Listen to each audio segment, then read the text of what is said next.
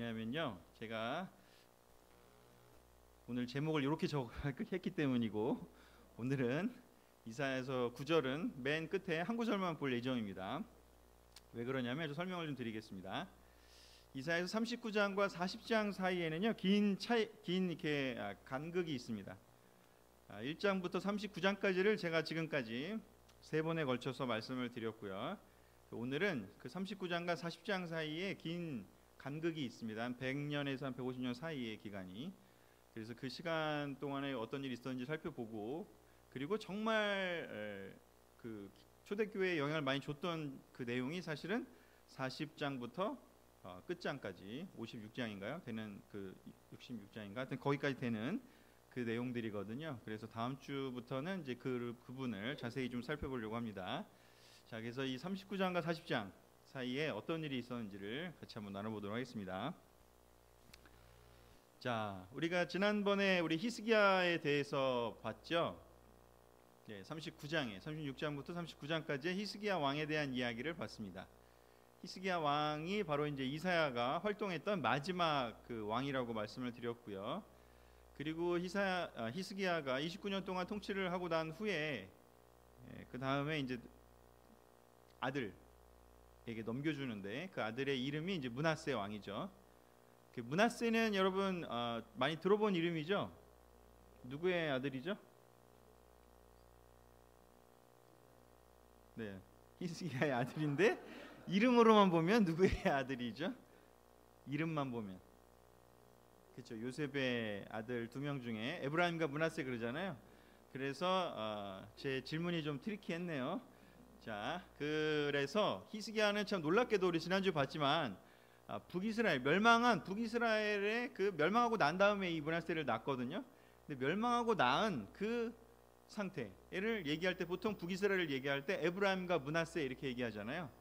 근데 그 중에 한 명인 므낫세를 하고 자기 아들에게 이름을 지을 정도로 이 북이스라엘에 대한 마음이, 이 동포들을 포용하는 그 마음이 컸던 것 같아요.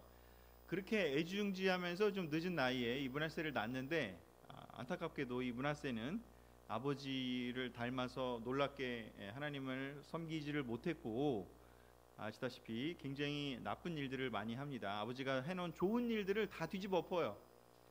그래가지고 아주 하나님이 나중에 이제 유다를 멸망하시는 그 내용이 나오는 열왕기 끝장에 보면은 뭐 이따가도 잠깐 나오긴 하겠지만, 그 내가 므낫세의 죄 때문에 유다를 멸망시키겠다라고 할 정도로 아주 그 히스기야가 개혁했던 어떤 것들을 다 그냥 도루묵을 만들어 버립니다. 도루묵 정도가 아니라 더 나쁘게, 아주 나쁘게 모든 것들을 다 나쁘게 만들고, 그래서 그가 죽고 나서 그의 아들인 아몬이 2년 동안 아버지처럼 따라하다가 22살쯤에 됐는데, 이렇게 백성들이 못 살겠다 하면서 아몬을 그 신하 중에 누군가가 나타나서 이제 아몬을 죽이게 되고, 그 다음에 이제 그 백성들이 다시 이제 옹의를 해서 그 요시야 왕을 세우게 됩니다. 그래서 요시야 왕은 8살 때 이제 이 왕위에 오르게 되는데, 이런 격변의 시간을 보내게 됩니다. 그래서 히스기야까지가 우시야부터 히스기야 왕까지가 이제 이사야 선지자가 활동했던 시기고, 그 다음에 이제 그 요시야 왕 때 하나님이 영을 받아서 그 활동하기 시작한 예언자가 있는데 바로 예레미야죠. 그래서 예레미야 처음 보면은 예레미야한테 중요한 왕은 3명인데, 이 요시야 왕, 그 다음에 여호야김 왕, 그 다음에 시드기야 왕, 이렇게 3명이 그 예레미야에게는 중요한 그 활동했던 시기로 볼 수 있고요. 그 다음에 이제 그 시드기야 왕 전의 왕이 이제 여호야긴 왕인데, 바빌로니아로 포로로 끌려가는 왕이거든요. 그래서 그 여호야긴 왕 때 하나님께 선택받은, 또 하나님의 비전을 보게 되는 예언자가 이제 에스겔입니다. 그래서 이제 에스겔은 이제 여호야긴과 함께 포로로 같이 끌려가죠. 같이 끌려가서 이제 그 바빌로니아에 같이 끌려간 공동체와 함께 거기서 생활하면서 환상도 보고 이제 백성들에게 예언을 하게 돼서 이 이사야, 예레미야, 이 에스겔, 그렇게 이 흐름이 이어진다라는 것들을 이제 말씀을 드릴 수가 있고요. 그래서 이 히스기야 왕이 이제 여기 39장까지 나타나고요. 40장의 이야기는 언제냐면 요걸 다 건너뛰고 에스겔이 포로로 끌려갔을 때 또 활동하고 나서 어떻게 보면 그 다음의 이야기입니다. 그래서 그 다음의 이야기이기 때문에 이 40장을 이해를 하려면 바로 이 39장과 40장 사이에 있었던 이 어마어마한 역사를 좀 우리가 먼저 좀 이해를 해야 됩니다. 마치 여러분 그 구약의 맨 끝에 책이 뭐죠? 그 다음에 신약의 처음은요? 훌륭하십니다. 자, 그래서 말라기와 마태 사이에도 엄청난 간극이 있죠.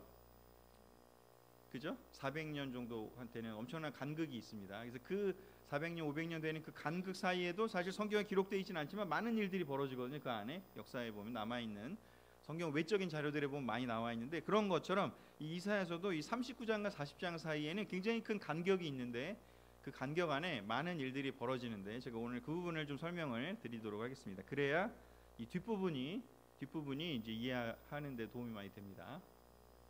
자, 안타깝게도 이렇게 그 히스기야가 놀랍게 개혁을 했고 므낫세가 도로 이렇게 망가뜨려 놨는데 이 요시야 왕은 또 놀랍게도 그 자기 아버지 또는 할아버지를 닮지 않고 증조 할아버지를 오히려 따라서 개혁을 하게 됩니다.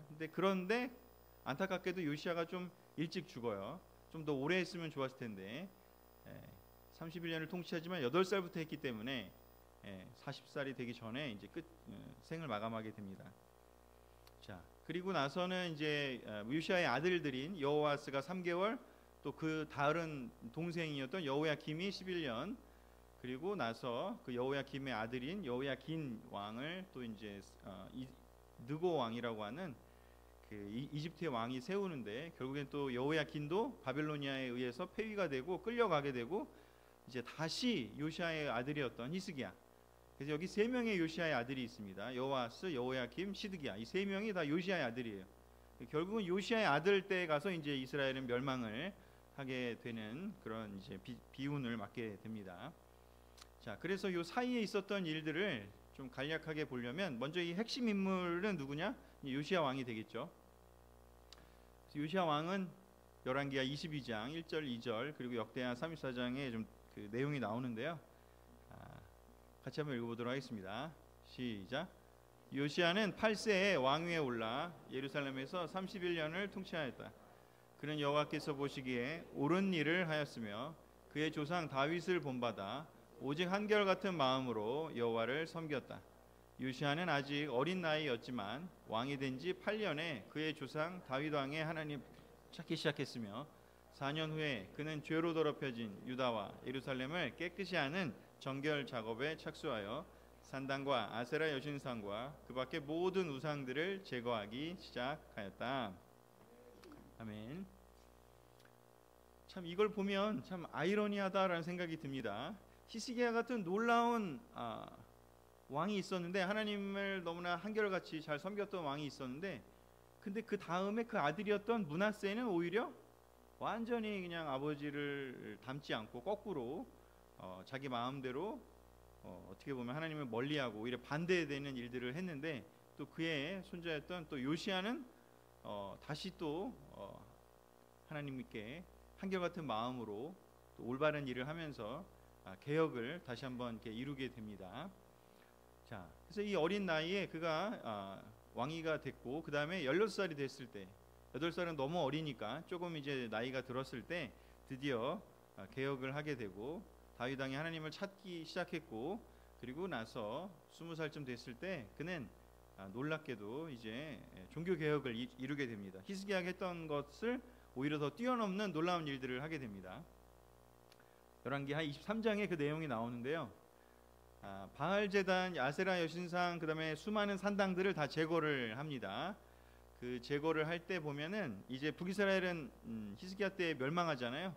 호세아 왕 때 멸망을 하게 되고, 그리고 나서 어떻게 보면 이제 다 끌려가고 다른 곳에서 막 오고 이주해 오고 이러다 보니까 약간 엉망이 되어 있는 상태인데, 그래서 여기 보면은 요시야 왕이 유다뿐만 아니라 이 북이스라엘 지역까지 가서 거기 스불론, 납달리 뭐 이런 지역까지 올라가서 거기에 있는 산당들도 막 제거하고 같이 전체를 다 생각하면서 개혁을 하게 됩니다. 그리고 이 그 므낫세 왕 때 아주 하나님이 싫어하는 일을 다시 복원을 시키는데, 그게 뭐냐면 바로 자기 자녀를 몰렉신에게 바치는 그 행위가 다시 복원이 되는데, 그 일을 요시야가 금지시키게 됩니다. 그래서 그 이 흰놈 골짜기라고 하는 이스라엘의 서남 쪽에 있는 그 골짜기인데, 거기에다가 이렇게 자기 자녀를 바치는 일들을 하는데, 하나님이 이거 엄청 싫어하시잖아요. 그래서 가나안을 없애야겠다고 생각하신 일 중에 하나도 이런 일들인 것이죠. 자기 자녀를 몰렉신에게 바치는 그 일을 했기 때문에 이 일을 이제 금지를 시키게 되고 못하게 만듭니다. 그리고 나서 또 무슨 일을 하냐면 이제 성전을 수리를 하게 되는데, 성전이 완전히 이제 엉망이 되거든요. 므낫세 왕 때 성전을 어떻게 보면은 히스기야가 정결하게 해놨는데 다시 완전히 엉망으로 만들어 놓고, 또 다른 막 신상들 갖다가 세워놓고 온갖 것들이 거기에 혼합이 돼버립니다. 그래서 성전을 수리하게 하고, 그 다음에 예루살렘에서 이제 유월절을 지키는 일을 이 히스기야가 했던 것처럼 하게 됩니다. 그래서 요시야 왕이 이런 개혁을 하게 되고요.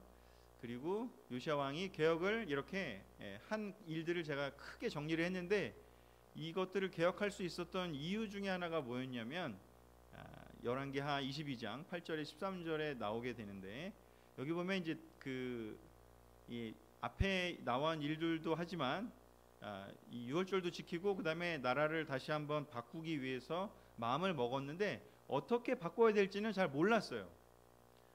왜냐하면 그때는 이러한 성경 말씀이 없었거든요. 근데 이 제사장 힐기야에게 성전을 수리하라고 지시를 했더니, 그 수리를 하던 힐기야가 성전에서 이 율법책을 발견을 하게 됩니다. 여기서 율법책을 발견했다는 얘기는 반대로 생각하면 무슨 의미가 되죠? 그렇죠. 그 전에는 율법책이 이제 아예 묻혀져 가지고 아무도 율법책을 모르는, 즉 아무도 성경 말씀을 읽을 수 없는 시대를 이 므낫세 시대 때 보냈다는 얘기죠. 그리고 이때 발견한 율법책은 이제 모세의 신명기, 레위기 뭐 이런 책들로 이제 학자들은 추정을 하게 됩니다.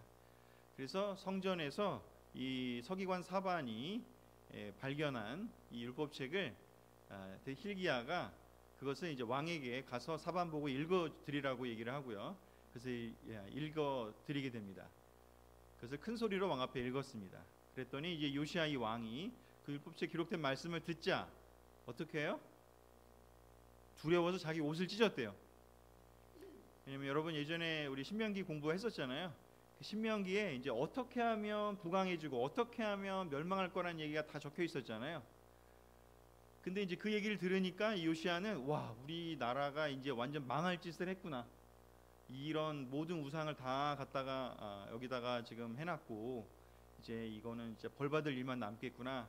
거기 신명기에 뭐라고 써 있는지 이런 일들을 버리면 이 나라를 다 무너뜨리고 다 포로로 잡혀가게 할 거라고 쓰여 있었잖아요. 그래서 그 이야기를 듣고 너무 두려운 거죠. 와, 이거를 내버려 두서는 안 되겠다 하면서 자기 옷을 찢고 두려운 마음으로 하나님 앞에 무릎을 꿇고 이제 명령을 내리게 됩니다. 뭐라고 얘기하는지, 우리 조상들이 이 책의 말씀대로 순종하지 않고 우리에 관해서 기록된 이 책의 말씀을 따라 살지 않았기 때문에 여호와께서는 우리에게 몹시 노하고 있어. 자, 그래서 이 요시야 왕 이전에 사실 사람들이 왜 망가졌느냐 잘 생각해 보면 이 성경 말씀을, 하나님의 말씀이 기록되어 있는 이 책을 그냥 없애버리고 살았기 때문이라고 볼 수가 있고요. 이 요시야 왕이 어떻게 하면 다시 자기의 삶을, 또 이 나라를, 이 공동체를 어떻게 하면 잘 다시 운영할 수 있었을까? 바로 하나님 말씀을 다시 찾았고 그걸 읽었고 그걸 그거대로 행하기 위해서 온 마음을 다했다는 거죠.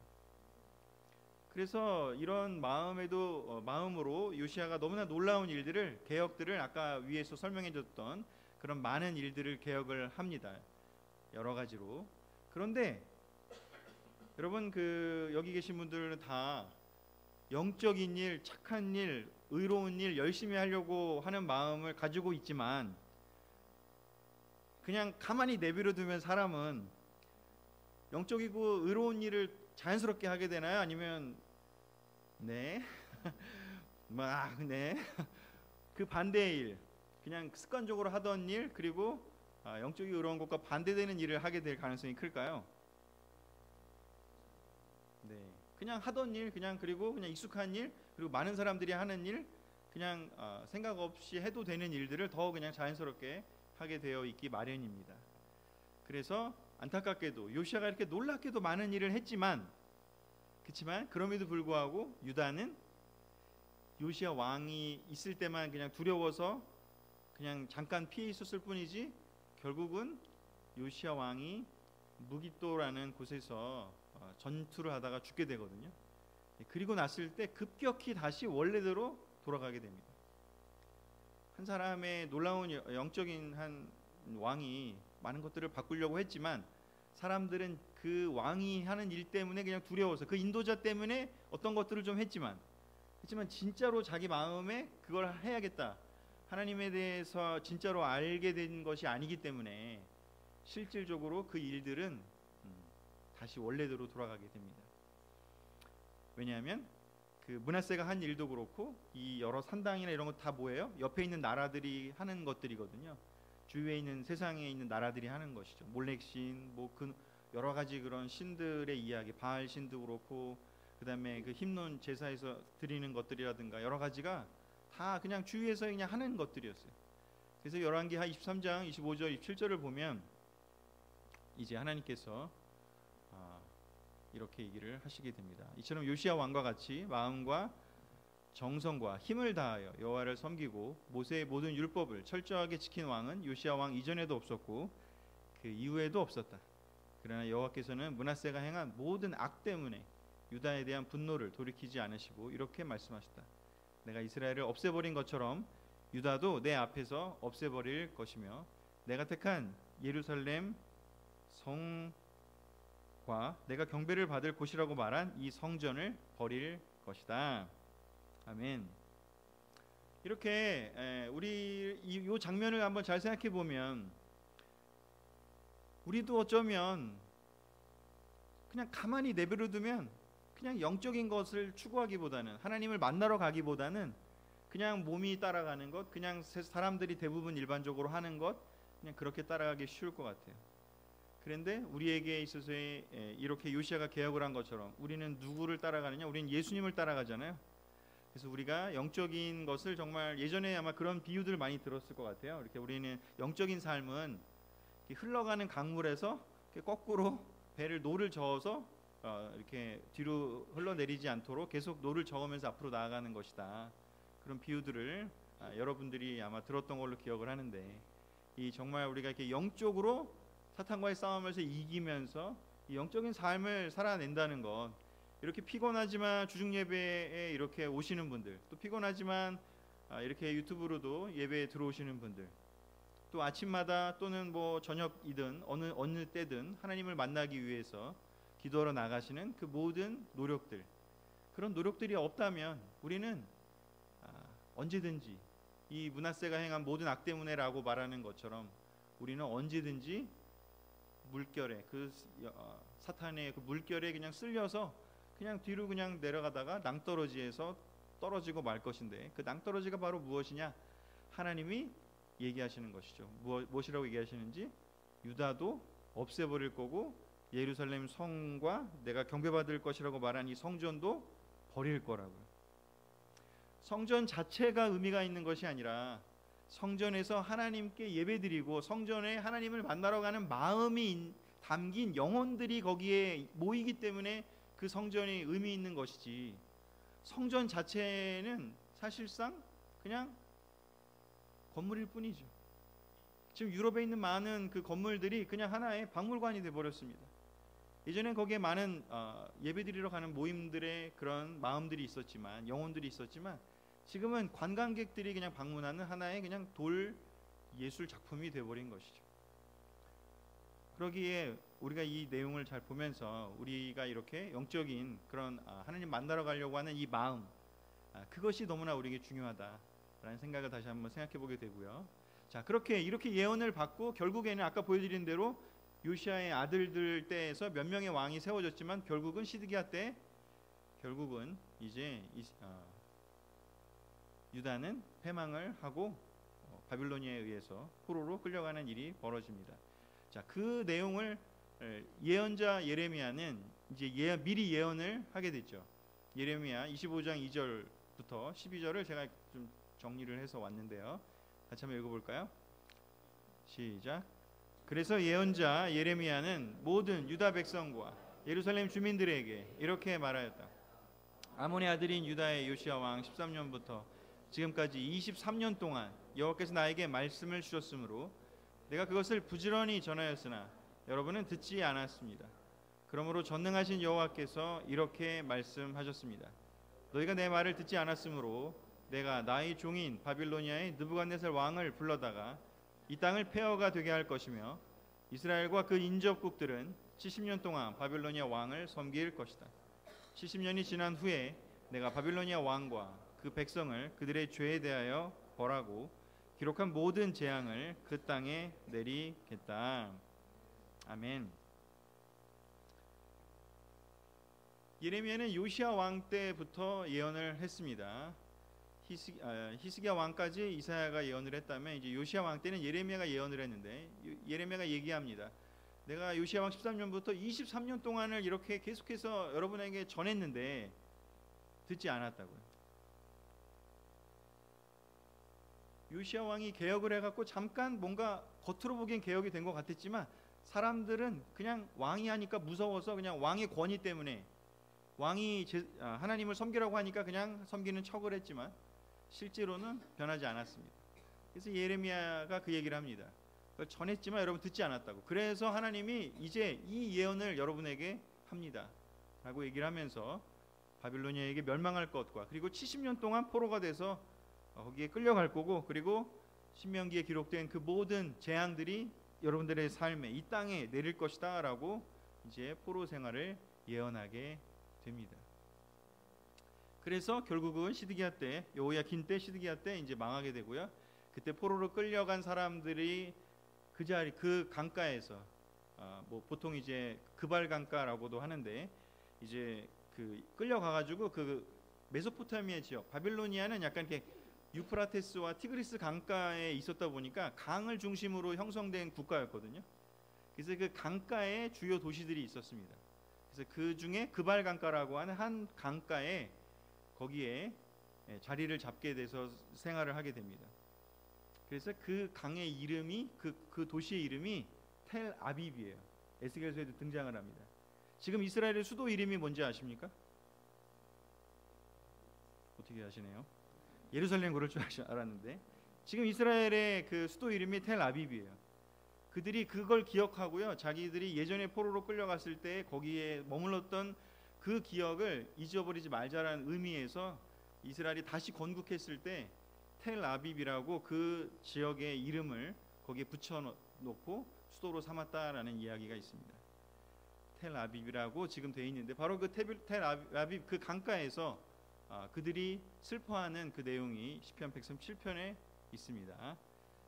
다시 한번 읽어보겠습니다. 시작. 우리는 바빌론 강변에 앉아서 시온을 기억하며 울었다. 우리가 수금을 버드나무 가지에 걸었으니 우리를 사로잡은 자들이 우리에게 노래를 청하고 우리를 괴롭히는 자들이 즐거운 노래를 요구하며 시온의 노래 중 하나를 불러라 하고 말하였음이라.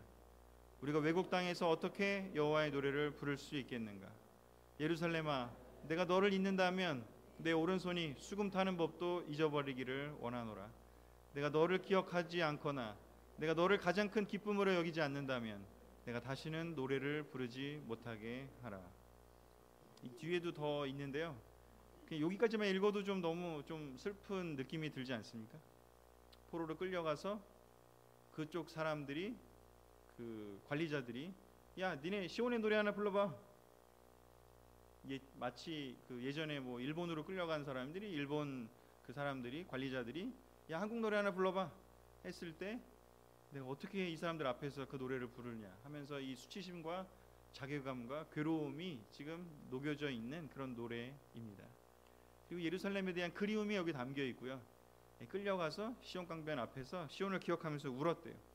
이 끌려간 사람들이 그렇게 힘든 시간을 70년을 보내게 됩니다. 그리고 나서 등장하는 게 이제 이 40장의 이야기이기 때문에 이 내용이, 이 상황을 우리가 이해를 해야 이사야 40장부터 그 뒤의 내용을 잘 이해할 수가 있습니다. 자, 또 한 가지 기억해야 될 것은요, 이렇게 이스라엘 백성이 포로로 끌려갔습니다. 그러면 그때 하나님은 어떤 일을 하시느냐를 우리가 이해하기 위해서는 이제는 에스겔서를 또 연결해서 봐야 됩니다. 에스겔서 10장 18절 19절과 11절 23절에는 제가 적어왔는데요, 순서를 좀 바꿔 놓긴 했지만 같이 한번 읽어보겠습니다. 시작. 그때 여호와의 영광의 광채가 성전 문지방을 떠나 그룹 천사들 위에 머물렀다. 그리고 여호와의 영광의 광채가 성에서 그 동편 산으로 이동하여 머물렀다. 에스겔서의 내용 중에 굉장히 중요한 내용 중에 하나가 뭐냐면, 에스겔이 이제 같이 포로로 끌려가거든요. 아까 얘기하는 그발 강가에서 함께 포로로 끌려가서 함께 시편 137편에 있는 이 노래를 함께 불렀던 사람 중에 한 명이 바로 에스겔입니다. 그런데 그 에스겔이 환상을 보는데요, 그 환상에 뭐를 보냐면 예루살렘으로 자기가 이동하게 되는 환상을 봐요. 실제 위치는 바빌로니아 그발 강가인데, 근데 예루살렘 성전에서 일어난 일을, 영적으로 일어난 일이죠. 눈에 보이진 않지만 그거를 하나님이 보여줘요. 근데 그게 무엇이냐면 여호와의 영광의 광채가 성전을 떠나서, 성전에 원래 성소에서 계셨잖아요, 함께 계신다는 상징으로. 근데 거기에서 하나님의 영이 떠나서 성에서 그 동편산으로 이동했다라고 돼 있어요. 동편이 어디냐? 바로 바빌로니아를 향한 방향이 동편이죠. 그래서 바빌로니아를 향해서 성전에서 하나님의 영광이 나와서 이렇게 옮기는 것을 이제 보게 됩니다. 이걸 왜 보여줬을까? 그럼 도대체 하나님의 영이 이제 유다 땅에서 떠나서 성전에서 나와서 그러면 도대체 어디로 가시는 것일까? 에스겔 처음 장에 그 내용이 나오게 됩니다. 에스겔 3장 22절 23절, 이것도 같이 한번 읽어보겠습니다. 시작. 그때 나는 여호와께서 내 위에 계신다는 강한 느낌을 가지게 되었다. 그러자 그가 일어나 평지로 나아가거라, 내가 거기서 너에게 말하겠다 하고 말씀하셨다. 그래서 나는 일어나 평지로 나아갔는데 거기에는 전에 내가 그발 강가에서 본 것과 같은 여호와의 영광의 광채가 머물러 있었다. 아멘. 예루살렘 성전에서 나와서 동편으로 올라간 그 영광의 광채가 지금 어디에 도착했죠? 그발 강가에. 거기 누가 있었죠? 포로들이 있었죠. 하나님은 유다에서 끌려간 그 포로들이 끌려가게 해놓고 아유 쌤통이다 니네 고생 좀 해봐라 하시는 분이 아니라, 끌려가야만 한다라고 얘기는 하셨지만 그들과 함께하기 위해서 기꺼이 바빌로니아까지 이동하셨음을 에스겔에게 보여줍니다. 이 굉장히 중요한 이야기인 것이죠. 예루살렘 성전을 떠난 하나님의 영광은 바로 어디에 갔느냐? 포로로 끌려간 이스라엘 백성들에게로 함께 가셨습니다. 눈에 보이진 않지만 그들에게 하나님께서 계속 함께 이동하고 계시고 있고요. 마치 광야에서, 이집트를 나와서 광야에서 빙글빙글 돌다가 가나안에 들어갈 때 그 천막에서 함께 이스라엘과 함께 이동한 것처럼 에스겔이에게만 보여주신 거지만 하나님의 영광이 이스라엘이 패망한 때 거기서 함께 나오셔서 그발 강가에 가셔가지고 이스라엘 백성들과 함께 거하기를 원하셨습니다. 우리가 아무리 힘들고 너무 괴로울 그 시절에도 하나님께서는 아무 말씀도 안 하시는 것 같고, 어떤 때에는 정말 그 백성들이 죄를 져서 너무 힘들어하실 때도 하나님은 그 죄의 대가를 치러야 한다라고 분명히 말씀도 하시지만, 하나님은 그 백성들을 향해서 어떻게 하시는지요? 임마누엘 하십니다. 그 백성들과 함께 하십니다. 많은 질문들이 있습니다. 믿는 사람들 중에서 이렇게 아프거나 아니면 너무 이렇게 억울하다고 느낄 때 도대체 하나님은 어디 계시냐고요. 사실 성경에 이미 답이 나와 있었습니다. 어디 계시느냐고요? 하나님 이 고통을 좀 없애주세요 라고 사람들이 얘기할 때 하나님은 어디 계시다고요? 그냥 함께 고통을 당하시는 그 길을 가고 계신 것이죠.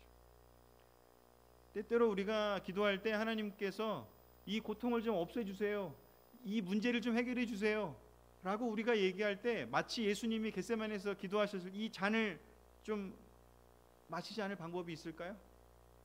근데 아무 말씀 안 하셨잖아요. 이런 하나님을 생각해 본다면 예수님이 십자가에 매달리셨을 때 그때 하나님도 거기 함께 계셨을 거라고 우리는 추측할 수 있습니다. 왜냐하면 그걸 져야 되거든요. 그렇지 않습니까? 우리가 때때로 겪는 어떤 일들이 있을 거예요. 어떤 뭐 그게 죄의 대가일 수도 있고 아니면 뭔가 더 놀라운 일이 벌어지기 위한 어떤 애씀일 수도 있고요. 근데 어쩌면 때때로 우리가 하나님 나 이거 겪기 싫어요, 너무 이거 힘들어요 하지만 하나님은 말씀을 안 하실 때가 있죠. 응답 안 하실 때 있죠. 그렇죠? 기도할 때 항상 응답해 주시면 너무 감사할 텐데 안 할 때 있잖아요. 그때 우리는 이 말씀을 우리는 기억해야 된다고 저는 믿습니다. 뭐냐면 하나님이 그 일을 겪음으로 인해서 우리가 성장하게 되고 또 놀라운 사람들에게 영향을 줄 수 있고 뭔가 놀라운 경험을 할 수 있는 그 일을 하려면 고통스럽지만 그냥 견뎌내는 그 시간이 필요한 것이죠. 그리고 그 시간에 하나님은 어떻게 하시느냐? 우리와 함께 옆에서 함께 아파하시고 함께 눈물을 흘리고 계시고 해결을 해주시는 대신에 함께 우리와 모든 것을 공유하고 계신다는 것이죠. 이거를 이해를 해야 바로 이제 이사야 40장, 제가 이제 이사야로 다시 돌아와서 이 구절이 이해가 될 겁니다. 이사야 40장 1절 2절 읽어보겠습니다. 마지막 구절입니다. 시작. 너희 하나님이 말씀하신다. 너희는 위로하라. 내 백성을 위로하라. 너희는 예루살렘 사람들을 격려하며 그들에게 고난의 날들이 끝나고 그들의 죄가 용서되었다고 말해 주어라. 그들은 자기들의 죄에 비해 갑절이나 무거운 형벌을 받았다. 이사야 40장은 시작부터 외칩니다. 이제 하나님이 다시 말씀하신다고요. 침묵의 시간이 끝나고 다시 말씀하시기 시작하는 시간입니다. 그 시간이 언제인지 70년의 고통이 끝난 시점인 것이죠. 그때 얘기합니다. 이제 하나님께서 위로하라고요. 내 백성을 위로하라고요. 이들을 격려하라고요. 이들이 충분히 고통당했다고요. 이들이 충분히 어려운 시간을 겪었다고요. 이제 그들의 죄가 용서되었다고요. 근데 이들의 겪은 것이 죄에 비해서 너무나 더 무거운 형벌을 받았다고. 이제 회복시킬 때가 되었다라고 하나님께서 선언을 하시게 됩니다. 이사 40장부터 뒤에 나오는 얘기들은 그래서 회복의 이야기, 다시 영광이 다시 바벨로니아에서 나와서 다시 예루살렘으로 돌아가게 되는 이야기가 이제 펼쳐지게 됩니다. 바벨로니아의 백성들과 함께 하셨기 때문에 그들이 얼마나 힘들었는지를 다 아시기 때문에 이제 위로하실 수 있는 거죠. 함께 겪지 않은 사람이 하는 위로는 힘이 없을 거예요. 함께 겪었기 때문에 하나님의 위로가 힘이 있을 거고요. 함께 고통을 겪었기 때문에 하나님의 격려가 의미가 너무나 큽니다. 여러분, 이 말씀이 너무나 중요한 말씀입니다. 여러분 힘드신 분이 계시다면 또는 앞으로 언젠가 힘드실 테니까요. 그때 여러분 꼭 기억하시기 바랍니다. 하나님은 절대 여러분 떠나시지 않고요. 여러분과 함께 하실 거고요. 여러분이 다시 회복이 될 때까지 그 시간을 함께 걸어가실 겁니다. 말씀을 마치겠습니다. 기도하고 그룹끼리 만나겠습니다.